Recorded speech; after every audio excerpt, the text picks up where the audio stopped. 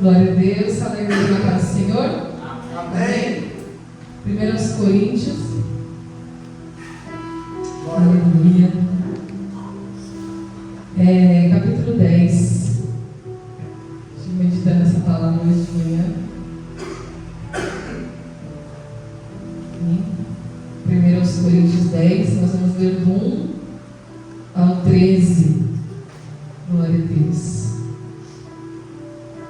Louvado seja o nome do Senhor. Pai Santo, Deus Todo-Poderoso. Glória. Glória.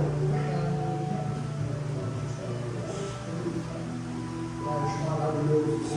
Glória. Vamos achar? Glória a Deus. Aleluia. Diz assim: ora, irmãos, não quero que ignoreis que nossos pais estiveram todos debaixo da nuvem e todos passaram pelo mar. E todos foram batizados em Moisés na nuvem e no mar. E todos comeram de uma mesma comida espiritual. E beberam todos de uma mesma bebida espiritual, porque bebiam da pedra espiritual que os seguia. E a pedra era Cristo. Mas Deus não se agradou da maior parte deles. Por isso foram prostrados no deserto. E essas coisas foram-nos feitas em figura, para que não cobicemos as coisas más, como eles cobiçaram. Não vos façais, pois, idólatras, como alguns deles, conforme está escrito: o povo assentou-se a comer e a beber e levantou-se para folgar. Não forniquemos, como alguns deles fornicaram e caíram num dia 23.000. E não tentemos a Cristo, como alguns deles também tentaram e pereceram pelas serpentes. E não murmureis, como também alguns deles murmuraram e pereceram pelo destruidor. Ora, todas essas coisas me sobrevieram como figuras, e estão escritas para aviso nosso, para quem já são chegados os fins dos séculos. Aquele, pois, que cuide estar de pé, olhe para que não caia. Não veio sobre vós tentação senão humana, mas fiel é Deus, que não vos deixará tentar acima do que podeis. Antes, com a tentação dará também o escape, para que o possais suportar. Amém? Pode se assentar mais. Que palavra, né? O apóstolo Paulo escreve essa carta da igreja de Coríntios, falando acerca da tentação, né? Tentação é algo que a Bíblia chega a dizer que o pecado tão de perto nos rodeia. E nós precisamos estar atentos, porque quando a gente fala a palavra tentação, a gente já pensa assim, naquela tentação de você cair em algum pecado carnal, vamos dizer assim, né? Mas existem diversas tentações, e a maior tentação que o diabo vem, porque Deus não tenta ninguém, né? A Bíblia fala que Deus não tenta ninguém, mas o inimigo, ele é o tentador.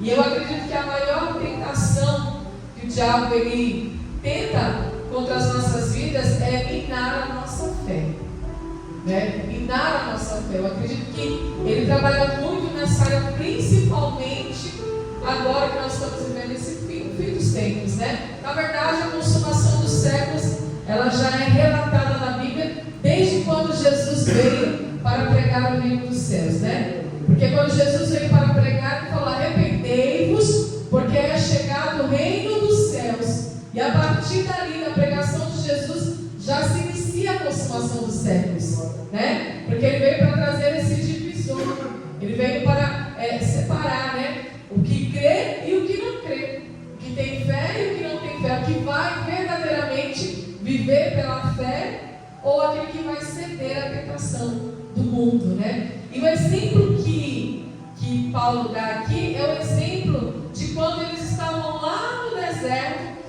quando Moisés vai tirar aquele povo do Egito, vai libertar aquele povo, vai trazer aquele povo em jornada ao deserto, e ele começa falando, olha só que coisa forte, irmãos, como a revelação que Paulo recebia da parte do Espírito Santo, ele vai usar o Antigo Testamento como uma figura, como uma imagem, como um lembrete. Porque no deserto eles foram tentados. E não existe outro lugar para a gente ser tentado, né, pastor? Vai ser no deserto. Não foi lá que Jesus foi tentado?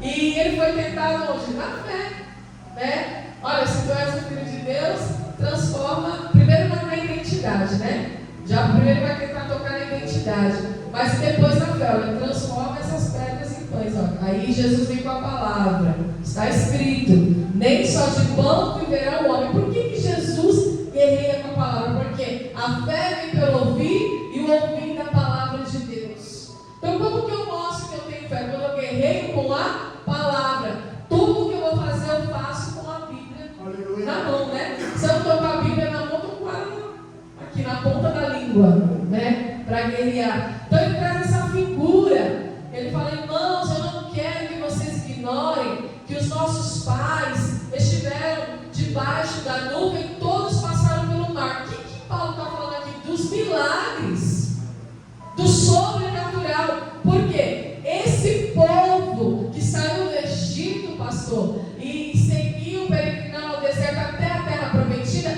foi o povo que mais viveu milagre, porém era o povo mais incrédulo. Como pode, né? O povo que mais viveu milagre, que andou sendo guiado por uma nuvem. Você já imaginou você ser guiado por uma nuvem? Hoje nós somos guiados pelo GPS, né? Nós somos guiados pela tecnologia, pelo GPS, mas o GPS de Deus é sobrenatural. Ninguém consegue explicar esse tipo de guia, né? Pela nuvem. Então ele está falando: lembra, não ignoreis que os nossos pais estiveram debaixo da nuvem, foram guiados por essa nuvem e todos passaram pelo mar.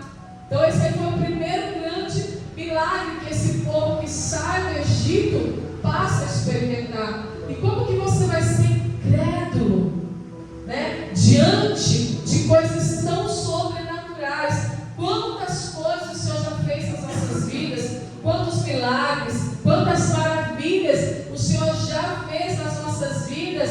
E às vezes por causa de um deserto, né? Por causa de um processo, eu deixo de acreditar. Eu esqueço do milagre. Eu esqueço do poder de Deus.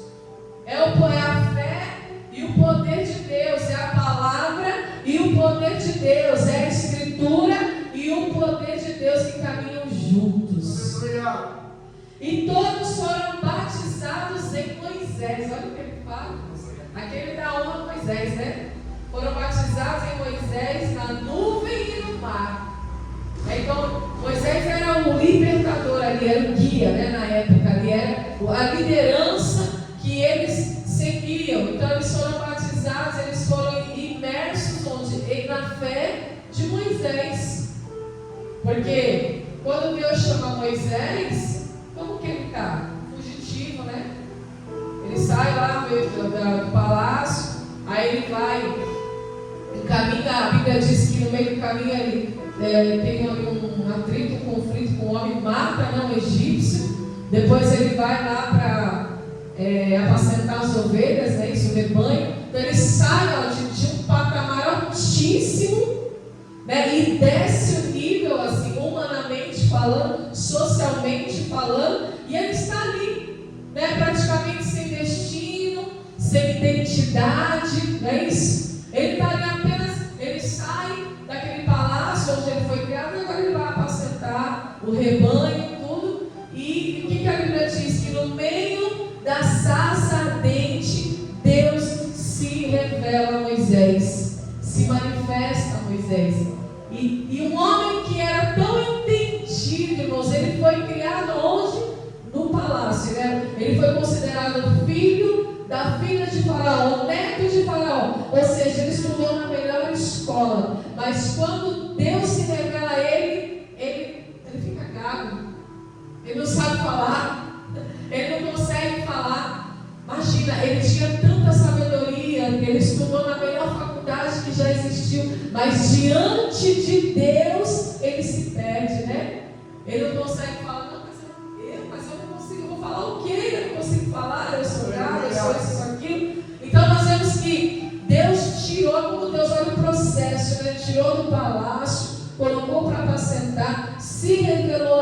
meio da sarça, e a Bíblia diz que aquela sarça, o fogo estava sobre ela, mas ela não se consumia, porque quando o fogo vem de Deus, irmãos, ele não se consome, pelo contrário, ele vem para trazer avivamento, ele vem para trazer despertamento, ele vem para cumprir o propósito. Aleluia. Então, esses homens que Paulo chama de nossos pais, né, os judeus, eles passaram por esse processo. E ele está falando, todos comeram de uma mesma comida espiritual. Todos os dias o maná era derramado no deserto. E eles comeram da mesma comida, um pão que descia do céu, que lá na frente o próprio Jesus iria fazer a representação. Eles beberam todos de uma mesma bebida espiritual. Quando Moisés fere a rocha e de lá sai a água, eles beberam daquela água, eles bebiam da pedra, da rocha espiritual que os seguia, e a pedra, a rocha era Cristo. Então eles comeram de uma mesma comida espiritual no deserto, beberam de uma mesma bebida espiritual no deserto, porque o próprio Jesus fala que ele é a verdadeira bebida, ele é, a própria Bíblia diz, né, que ele é a verdadeira comida, ele é a verdadeira bebida. Jesus não tinha vindo ainda para salvar, para tirar o pecado do mundo, mas no Antigo Testamento já havia a figura de Jesus, já havia a representação de Jesus. Então ele traz essa figura para dizer ao povo de Coríntios, à igreja de Coríntios, à igreja, a essa igreja, ao meu e ao teu coração, que quando nós olhamos para tudo que Deus fez ali no deserto, até mesmo a justiça que Deus cumpriu ali, isso serve para nós de lição, para que nós venhamos sim resistir às tentações. Ele fala aqui, olha, Deus não se agradou da maior parte deles, por isso eles foram prostrados. Quantos morreram no deserto? Porque não creram, porque duvidaram, porque mesmo diante de toda a provisão de Deus, porque Deus, ele provê todas as coisas no deserto.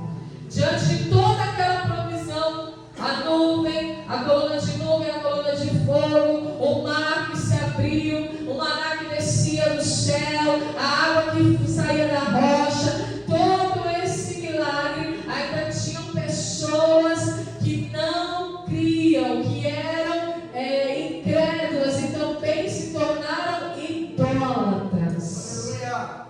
Deus não se agradou. E a Bíblia diz que muitos morreram no deserto.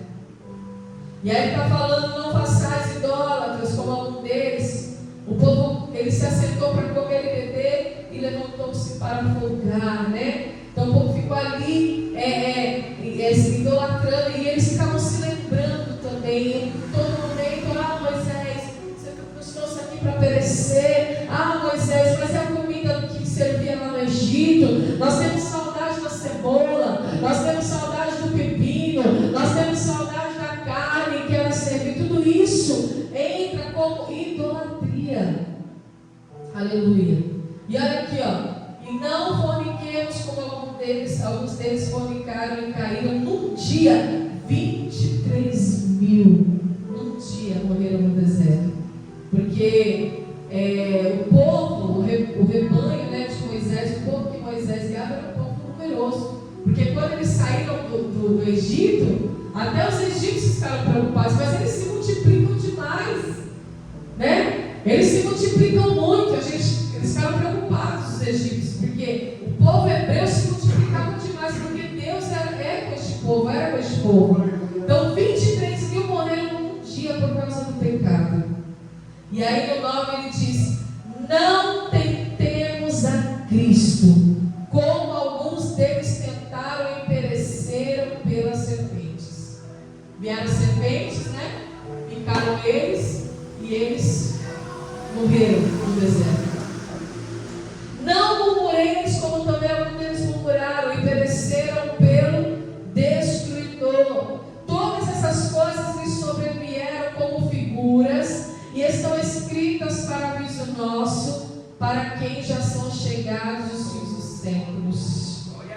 É o que nós estamos vivendo.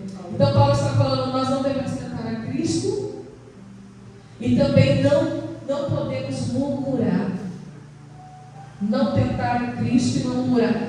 Jesus foi tentado no deserto e o destruidor, o diabo, né? Viu o tentador, falou o que para ele? Te darei aqui tudo isso, se prostrar você me adorar, te darei todo esse império, te darei todas essas coisas. E aí Jesus fala, somente a Deus eu prestarei culto, somente a Deus eu adorarei. Ah, mas quem conhece a filha de Deus se joga desse precipício, porque está escrito que ele viu os seus anjos para o livrar. E aí Jesus responde, mas também está escrito, não tentai o vosso Deus. Né? Só que o diabo ele deturpa a palavra, porque está escrito, ele viu o anjo para o livrar, né? Mas aquele que teme, ele livra. Então essa palavra teme, o diabo tirou na hora de tentar. Porque ele tira, ele deturpa a palavra, ele muda, ele traz uma meia-verdade. Então, Paulo está falando para a igreja de Coríntios, olha, lembra disso, olha essa figura, olha essa imagem, olha esse lembrete. Eles tinham tudo com Deus no deserto, mas por causa da incredulidade, por causa do pecado, por causa da idolatria, por causa deles não conseguirem resistir às tentações, que era a comida, a fome, o medo, o desespero, a falta muitas vezes de entendimento de que Deus estava guiando, mas como eles estavam andando no deserto, então eles não tinham aquele entendimento, mas será que isso aqui vai dar em algum lugar? Será que nós vamos chegar em algum lugar? Será que nós vamos perecer nesse deserto? E de tanto eles falar, olha, nós vamos perecer, de tanto eles falar, nós vamos perecer, eles pereceram. Não é? De tanto falar, porque aí ficar tentando, Deus, uma hora o negócio acontece. Não tentar é vosso Deus. Não é isso que está escrito? Então, de tanto eles falar, nós vamos perecer, o povo pereceu. Porque Moisés é uma coisa, Jesus é outra, né? Jesus é maior do que Moisés. Moisés é uma representação de Cristo. Lá na tempestade, com os discípulos do barco, eles também passaram pela mesma tentação. Não te importa que pereçamos. A tempestade vinha e dava no barco. Não te importa que pereçamos. Vai ficar aí dormindo, Jesus. Só que aí Jesus se levanta e fala, homens de pequena fé, covardes, né? Por que duvidaste? E ele prende o mar e a tempestade, porque ali já é Jesus, não é Moisés, é uma coisa, Jesus é outra, né, irmãos? Mas ele traz aqui porque Paulo precisava despertar a igreja acerca dessa tentação. E olha que coisa tremenda, ele fala, não veio sobre vós tentação senão humana. Deus nunca vai nos dar um fardo que nós não podemos carregar. Nunca. Porque ele fala, não veio sobre vós tentação senão humana. Aquilo que você pode suportar. Ele nunca vai nos dar um fardo além do que eu posso suportar. Porque Ele conhece a nossa estrutura, a nossa humanidade. Então Ele fala, não veio sobre vós tentação senão humana. Ou seja, em outras palavras, Paulo está falando, qualquer tentação que vier sobre você, você é totalmente capaz de resistir. Totalmente. Porque Ele não te dá uma tentação que você não possa suportar. Ele não te dá um fardo que você não possa suportar. Ele não coloca sobre a tua vida um peso maior do que aquilo que você pode suportar. Então Paulo está falando, não veio sobre vós tentação senão humana. Ou seja, ele está dizendo, você pode resistir. Não é maior do que você. Não é maior do que a tua humanidade. Jesus provou isso sendo homem, sendo 100% homem, 100% Deus. Como eu sei que ele era 100% homem ali no deserto? Porque ele estava com fome. A Bíblia diz que ele teve fome. Não é? Então ele mostra a sua humanidade. Mas ele pôde suportar 40 dias e 40 noites, jejuando e se preparando para o Calvário. Aleluia, Jesus. Mas fiel é Deus. Então o que nós entendemos quando ele fala isso? Fiel é Deus, que por meio do Senhor Jesus, o Altíssimo, que é o nosso Deus, estabeleceu um pacto, uma aliança entre Deus e a humanidade através de Jesus Cristo.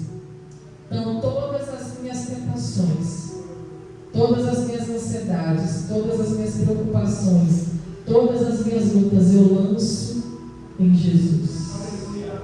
E por causa de Jesus eu venço. E por causa de Jesus eu sou mais do que vencedor. Então não tem desculpa. Não tem desculpa, igreja.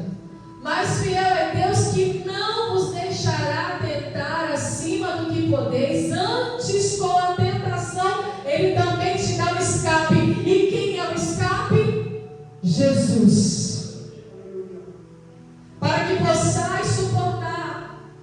Ele é o escape. O pastor falou aqui no início, né? Que Deus, Ele é o nosso refúgio. O senhor falou, não foi? A nossa fortaleza, né? Deus é a fortaleza na hora da angústia.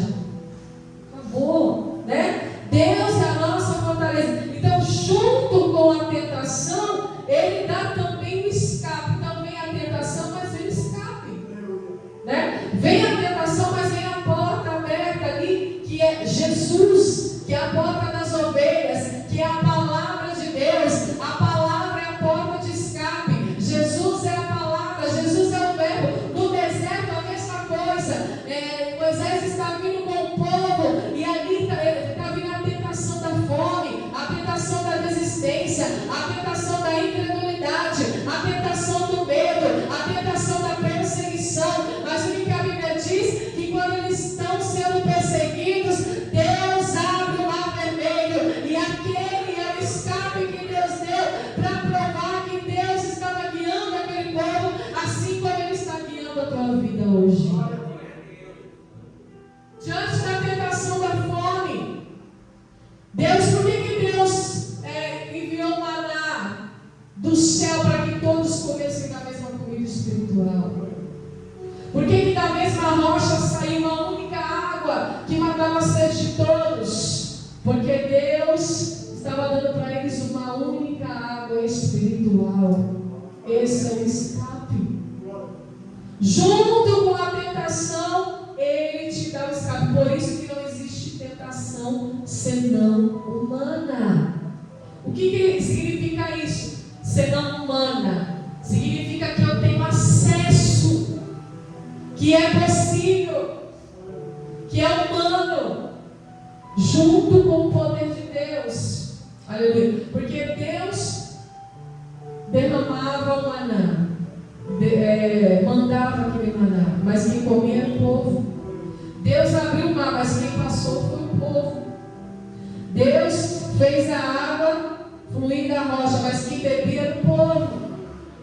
Então é o poder de Deus com a nossa humanidade, suprindo a nós. E aí ele fala no 12, né? Aquele que está de pé, cuide ou olhe para que não caia. Cuide, olhe para a tua vida espiritual. Cuide da tua vida espiritual. Cuide da tua comunhão com Deus. Cuide do teu devocional, do teu momento com Deus, da tua intimidade com Deus. Cuide da tua vida espiritual. Aquele que está de pé, cuide para que não caia, porque o diabo ele não vai tentar quem está caído. Ele não vai tentar quem está prostrado. Ele vai tentar quem está de pé. As circunstâncias ela vem para tentar derrubar quem está de pé. Então, se eu estou de pé, eu tenho que vigiar, eu tenho que olhar, eu tenho que cuidar da minha vida espiritual. Isso acontece muito, irmãos, pelo menos comigo. Quando o irmão cai do meu lado, né, passa por uma tentação e não consegue resistir àquela tentação e acaba se entregando àquela situação, isso é um alerta para mim. para mim me santificar mais, para mim buscar mais a Deus. Porque se acontecer com o meu irmão que está do meu lado, pode acontecer comigo, não é? Se acontecer com o irmão que está ali na igreja do meu lado há tanto tempo, ali lado a lado, pode acontecer comigo. Então eu fico alerta. Se aconteceu com o povo de Moisés, pode acontecer, e na verdade estava acontecendo com a igreja de Coríntios. E aí ele fala: Ele dará o escape para que possais suportar. O propósito de Deus era tirar o povo do Egito, fazer eles passar pelo deserto e já entronizar eles na terra prometida. Mas por causa da murmuração, da incredulidade, por causa da resistência ao propósito de Deus e não à tentação, eles pereceram ali, peregrinaram ali 40 anos. E quando eles estão diante da terra prometida, alguns vão para espiar a terra, todos nós conhecemos a história. Há uma grande jornada nesses 40 anos, e somente 2 creram. Somente 2 acreditaram, somente 2 entraram. Como pode? Tinha mais de 20 mil homens, né? Alguns morreram, pereceram no deserto, foi se diminuindo, mas muitos nasceram também. Quantas crianças não nasceram nesse decorrer de 40 anos? Mas 2 creram, e eles entraram naquela terra. Aleluia. Então era um povo que viveu tanto milagre, tanta provisão, mas foi o povo mais incrédulo, mais cego que já existiu. Então que o Senhor, Ele vem, irmãos, abrir os nossos olhos nessa palavra, né? Uma palavra simples, uma palavra objetiva, mas uma palavra que vem nos admoestar, né? Nos exortar a cuidar da nossa vida espiritual.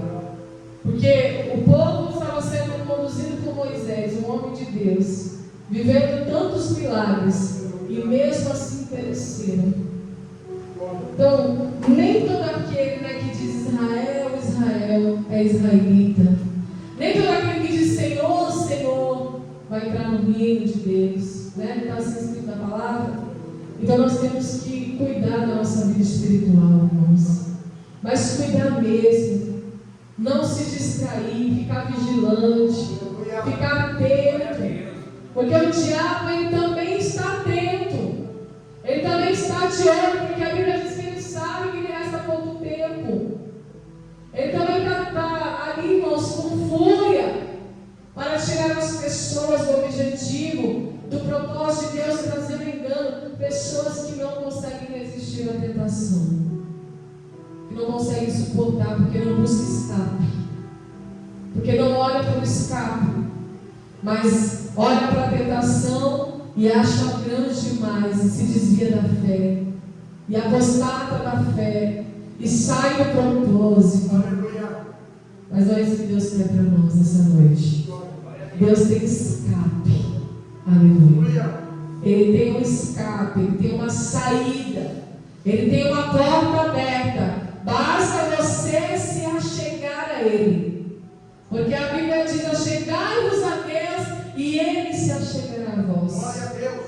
Toda a Bíblia Sagrada, você vai ver, toda a Bíblia Sagrada, nós vamos ver aqui nos relatos, tanto no Antigo e Novo Testamento, nós vamos ver esse pedido: aproximem-se de Deus e Ele se aproximará de vós. Acheguem-se a Deus e Ele se achegará a vós. Clame ao Senhor e Ele virá com resposta. Busque ao Senhor e você encontrará. Glória a Deus, aleluia. Esse é o escape. Então eu posso estar sendo tentado em alguma área. E quando eu falo de tentação, não é só de pecado moral, não. A tentação, ela vem para minar a tua fé, para te desanimar. Às vezes a tentação é um desânimo, às vezes a tentação é uma incredulidade, às vezes a tentação é uma falta de fé, às vezes a tentação é duvidar da palavra de Deus. Ah, mas será que isso aconteceu mesmo? Mas será que Deus existe mesmo? Porque cadê Deus? Né? Como foi falado, está o teu Deus? Então nós somos tentados a duvidar. Mas que nessa noite, irmãos, em nome de Jesus, eu creio que o Senhor ele venha renovar a nossa esperança. Aleluia. E restaurar a nossa fé. E que nós vamos cuidar da nossa vida espiritual. Glória a Deus. Porque o diabo está tentando com força. Né? Tentando para tirar as pessoas do propósito da igreja, da vida espiritual, da vida abundante, do crescimento espiritual. Mas nessa noite, em nome de Jesus, nós vamos olhar para o escape. Nós vamos olhar para o mar aberto. Nós vamos olhar para o céu, porque de lá que vem o nosso socorro. Aleluia. O maná que desceu do céu, e Jesus mais para frente vai dizer: eu sou o pão que desceu do céu. Aquele que bebe do meu sangue, aquele que come da minha carne tem parte comigo. Aquele que de mim se alimenta, por mim também viverá, diz a palavra. Mas aquele que não bebe, aquele que não come, não tem parte comigo. Não tem aliança, não tem união, não tem comunhão. Mas nós temos parte com Deus nessa noite. E que o Senhor venha nos fortalecer a resistir às tentações. Em nome de Jesus, amém? Vamos colocar em pé, igreja, louvado seja Deus, vamos encerrar, orar.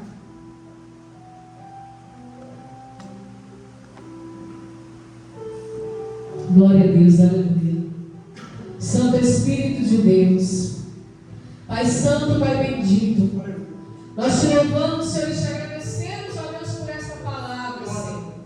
Nós te pedimos, ó Deus, em nome de Jesus, Pai, fortalece o nosso coração, Senhor. Assim como Davi também clamou, buscou, Senhor, no momento de extrema tentação a desistir de tudo. A Bíblia diz que ele clamou ao Senhor e o Senhor o fortaleceu o coração dele. Assim seja nesta noite também com a tua igreja, assim seja com o teu povo, Senhor. Eu clamo a ti, oro e te peço, meu Deus, fortalece o nosso coração nesta noite, Pai. Senhor, nos ajude a olhar para ti, somente para ti, nada mais, Senhor, porque tu és o nosso escape, tu és o nosso refúgio, tu és a nossa fortaleza. A tua palavra é viva, é fiel, é verdadeira. A tua palavra é eficaz, Senhor. A tua existência é real, Senhor, porque tu és sim um Deus real, tu és um Deus verdadeiro, um Deus que cuida de nós, um Deus que provê no deserto, um Deus que passa conosco o nosso processo, aleluia. Não nos deixa, não nos abandona, não nos desampara em nenhum momento. Pai, em nome de Jesus Cristo, Senhor, eu oro a ti, clamo a ti por esta igreja, por cada vida aqui presente, pela minha vida, pela minha casa, Senhor. Senhor, pela casa dos meus irmãos, eu clamo a ti neste momento e te peço, Senhor, que toda tentação do inferno, tudo aquilo, Deus, que não provém de ti, vai bater em retirada, vai cair por terra, em nome de Jesus. Vai mudar o trajeto hoje, em nome de Jesus, aleluia, porque eu creio num povo forte, num povo que está de pé, num povo que está vigilante, num povo que está em todo tempo, Senhor, cuidando da vida espiritual. Senhor, desperta a tua igreja para essa verdade, desperta a tua igreja, Senhor, nesta noite, em nome de Jesus eu peço que haja esse despertamento, Senhor, nas nossas vidas, Pai, em nome de Jesus, Senhor, trabalha na nossa mente, trabalha no nosso coração.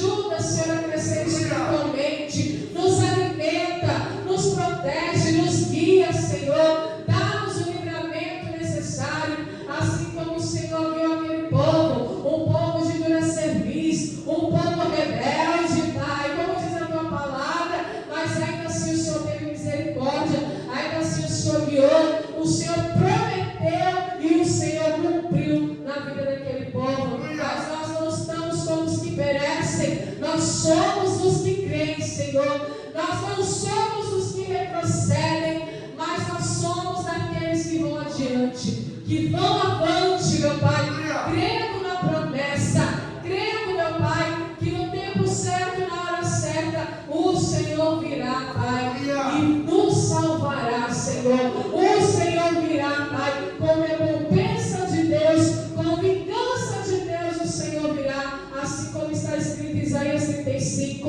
e o deserto se transformou em mananciais de águas, Senhor, e as habitações de chacais se tornaram em mananciais de águas, em tanques e rebentos de água, onde nasceram juncos, Pai, e todo tipo e espécie de canas, Senhor. Aonde está deserto, vai florescer para a tua glória, Senhor, e para o teu louvor, porque não sou eu que eu estou dizendo, é a tua palavra que nos revela, é a tua palavra que está dizendo, Pai, em nome de Jesus, Pai, e a tua palavra, Senhor, nos diz que haverá um caminho, um novo e vivo caminho, e os caminhantes passarão por ele, até os loucos não errarão, diz a tua palavra, porque o deserto vai florescer, Senhor, e o teu nome vai ser glorificado. Deus, em nome de Jesus, eu quero te agradecer, Pai, pela tua palavra. Eu quero te louvar e te agradecer, Pai, por esta igreja, Senhor, pela vida do pastor Isídio, pelos seus filhos que estão aqui perseverando nesta obra, Pai, por aqueles que não puderam estar aqui nesta noite,